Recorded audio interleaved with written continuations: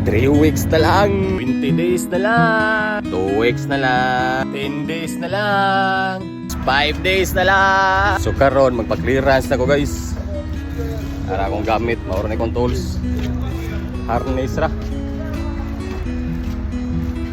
Require mo na sa kuan sa kumpanya diri nga nanglan before ka mo larga ma-clear ang imong kuan pangan dire. Kanang wala ba kay nga wagtang nga mga tools, ba kay pangkawat. Mao na siya. Pag-clear na sa ta. Yes!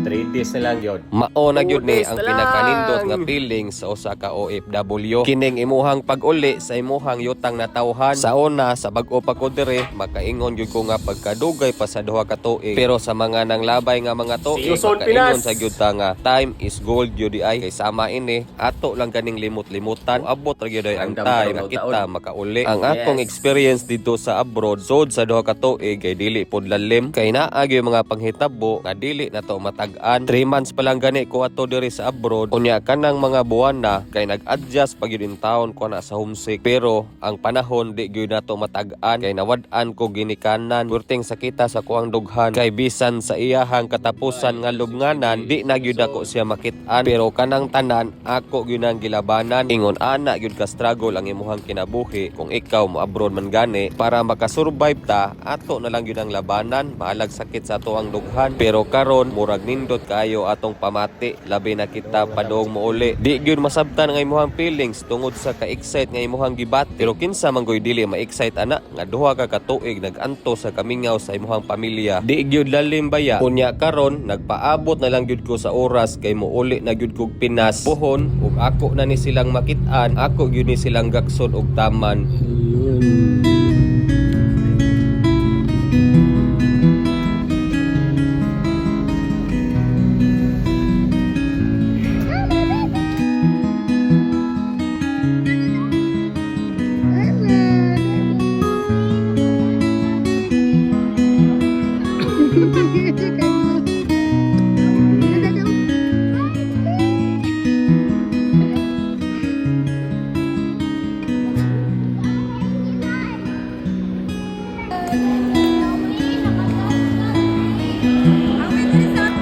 Wakila na ko. Oh? Pag lakaw na ko upay sa nigawas.